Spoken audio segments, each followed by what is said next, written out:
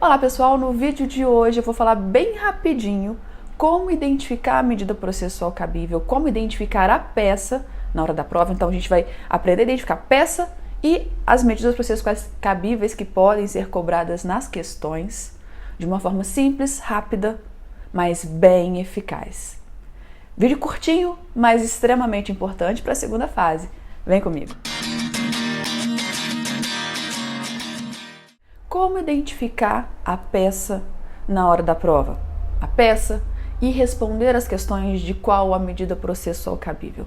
A primeira coisa que eu te falo é que você precisa saber qual é a linha do tempo. Saber a linha do tempo todinha trabalhista, desde a reclamação trabalhista, do ajuizamento da ação, até o final do processo. Porque isso sim é que vai te ajudar a responder a pergunta de qual a medida processual cabível e saber qual é a peça que você vai apresentar na prova. E aí, quando a gente fala em linha do tempo, a gente se pergunta, qual foi o último momento processual? Certo? Essa é a primeira pergunta que a gente se faz. Qual foi o último momento processual? Porque a partir do que aconteceu por último, você sabe o que vai para frente. Só que muito cuidado, porque essa pergunta sozinha ela não é suficiente. Talvez, em tempos passados, quando a gente pensava que a FGV só cobrava reclamação trabalhista, contestação em RO, embora eu sempre alertasse que poderia cair qualquer uma para você não se fixar nelas, era só um parêntese que eu precisava dizer. Quando vocês, na verdade, pensavam que só ia cair reclamação trabalhista, contestação em RO, era simples. Qual o último momento processual? Se não tinha momento processual nenhum, se não tinha processo, era uma reclamação trabalhista. Se tinha uma reclamação trabalhista, era contestação. Se tinha uma sentença, era RO. Essa pergunta era suficiente para essas três peças. Mas vocês perceberam, da pior forma possível, alguns, que pode cair qualquer peça. E aí essas três perguntas não são suficientes, porque se eu te perguntar de uma sentença, cabe RO, embargo de declaração. De um acórdão do TRT, cabe recurso de revista, recurso ordinário, embargo do TST. Embargo do TST não, embargo de declaração.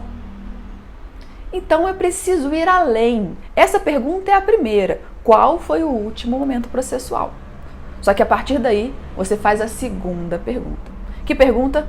O que eu quero com aquela peça? Porque o objetivo é o que vai definir o caminho a ser seguido. Quando eu falo, por exemplo, qual foi o último momento processual e foi uma sentença na fase de conhecimento, eu sei que a primeira coisa que você vai pensar é no recurso ordinário. Mas e se essa sentença contém algum vício? Se ela é omissa, se ela é contraditória? Nesse caso, se você quer sanar uma omissão, uma contradição da sentença, você não vai pensar em recurso ordinário. Por quê? O recurso visa reformar a decisão. Então, se você quer reformar uma sentença, uma decisão, você vai pensar em recurso. Se é uma sentença, recurso ordinário. Se o que você quer é sanar um vício dessa decisão, pode ser de uma sentença, pode ser de um acórdão, embargo de declaração. Se o acórdão ou se a sentença for omissa, se o acórdão ou a sentença for contraditório, você vai não apresentar um recurso, porque você primeiro precisa sanar aquele vício para somente depois recorrer da decisão. Então, só o último momento processual não é suficiente. Se você tem um acórdão do TRT, você precisa saber de onde veio esse acórdão. Ele é um acórdão que julgou um recurso ordinário que chegou no TRT. Se ele é um acórdão proferido pelo TRT em recurso ordinário, vai caber recurso de revista para o TST. Mas e se ele é um acórdão do TRT que foi proferido em uma ação de competência originária? Por exemplo, o mandado de segurança foi ajuizado diretamente no TRT. O TRT julgou proferir um acórdão. Cabe recurso ordinário para o TST. Se eu estou lá na fase de execução e falou que teve a penhora de um bem, você representa o devedor. Você está representando a pessoa que teve o bem penhorado. Pode ser que caiba embargos à execução, pode ser que caiba embargos de terceiro, pode ser que caiba até uma exceção de pré-executividade. Tudo vai depender do caso. E por que eu estou te alertando? Porque nem sempre perceber qual foi o último momento processual vai ser suficiente para você saber qual é a peça, qual é a medida processual cabível.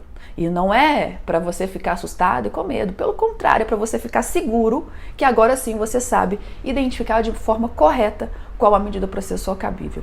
E saber o que você quer é a parte mais fácil. Pelo contexto do enunciado, seja na peça, seja nas questões, você vai saber qual é o objetivo, o que você busca com aquela peça. E aí, você vai apresentar a medida processual cabível agora com a certeza de que você identificou corretamente a peça. Se você ficou com alguma dúvida, deixa aqui nos comentários que eu respondo mais rápido para você.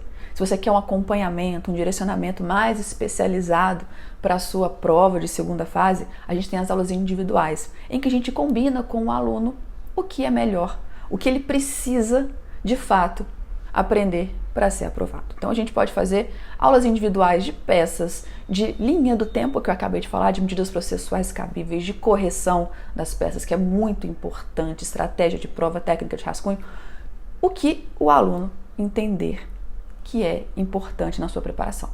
Além disso, temos 2 turmas. Oficina de peças, em que a gente aprende o passo a passo de todas as peças de uma forma diferenciada. Porque são muitas peças, você já percebeu. E não adianta você querer decorar a peça, decorar as frases. Isso não funciona. Você precisa entender cada uma delas. Porque a partir do momento que você entende, você consegue associar as outras peças diferentes. Isso te dá uma segurança e um conhecimento.